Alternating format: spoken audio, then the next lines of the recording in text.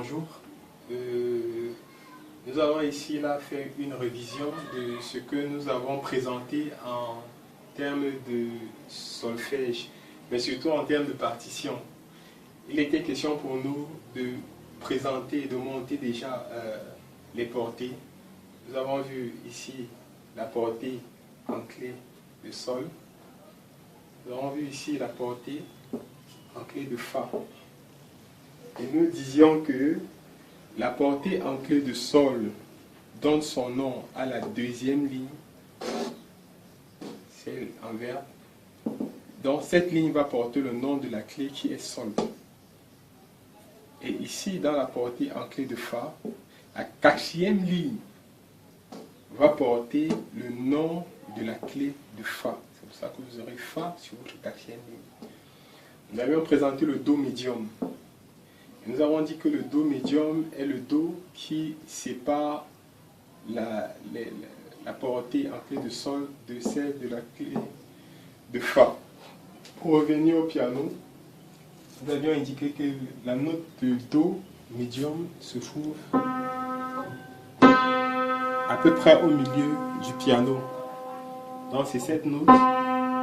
Et les notes qui sont au-dessus sont les notes ascendantes lorsque je vais vers la droite. Et les notes en dessous sont les notes descendantes lorsque je vais vers la gauche.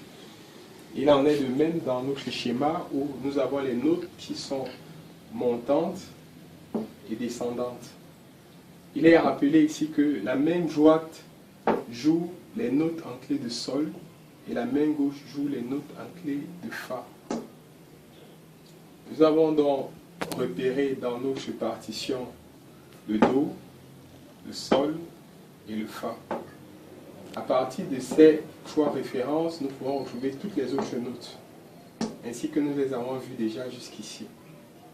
Nous savons par exemple que la première ligne de la portée en clé de sol, c'est mi, et donc nous aurons mi, fa, sol, la, si, do, ré, mi, fa, et ensuite sol.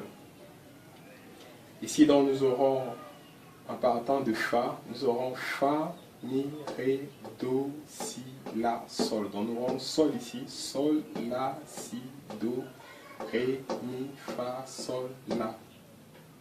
Voilà, donc voilà comment à peu près on va repérer nos notes. Et évidemment, entre la et do, nous aurons si, et entre do et mi, nous aurons ré. Nous avons vu les lignes supplémentaires aussi, dessus, et les lignes supplémentaires en dessous. Voilà, donc nous avons vu aussi les différentes notes de do, ré, mi, fa, sol, la, si, do. Ça c'est la gamme ascendante. La gamme descendante sera do, si, la, sol, fa, mi, ré, do. Il en est de même dans le système anglo-saxon. On aura C, Si, D, E, F, D, E, B, Si. Et Si, B, E, D, F, I, D, Si. Donc les notes aiguës sont les notes qui vont des graves. On aura les notes qui vont des graves pour les aigus. Voilà. Les notes les plus des hommes, on a la voix des hommes qui sont les voix graves, des femmes moins graves, et des enfants qui sont un peu plus aigus. On a vu les registres basse, ténor, alto et soprano. Voilà à peu près résumé ce que nous avons eu à faire jusqu'ici. Il faut noter aussi que nous avons les armatures. Voilà, l'armature, c'est tout ce qui se retrouve en début de portée et qui nous indique tout ce que nous allons, qui nous indique la lecture de tout ce que nous aurons à rencontrer dans notre portée ou dans la suite de notre partition. C'est ainsi qu'ici, là, nous avons l'armature dans la portée en clé de sol. Nous avons ici le dièse. Et les dièses ne se mélangent pas avec les bémols. Si on fait les dièses, on utilise les dièses, on va juste continuer d'utiliser les dièses. Si c'est les bémols, on va continuer à utiliser les bémols. Donc nous avons notre armature où nous avons les altérations. Et nous avons ici là ces numéros 4 sur 4 qui nous permettent de savoir dans les mesures comment est-ce que les notes seront lues. Et d'autres choses, on peut ajouter le tempo et d'autres choses là-dedans.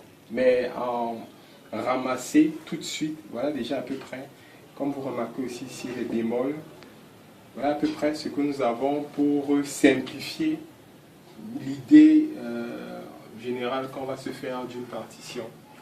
Voilà, cela dit, nous allons vous dire merci pour avoir suivi cette révision avec nous et nous allons préparer des exercices que nous allons vous envoyer pour que vous puissiez nous donner des résultats ou nous donner les réponses pour que nous assurions que vous aussi à votre niveau, nous suivez comme il faut.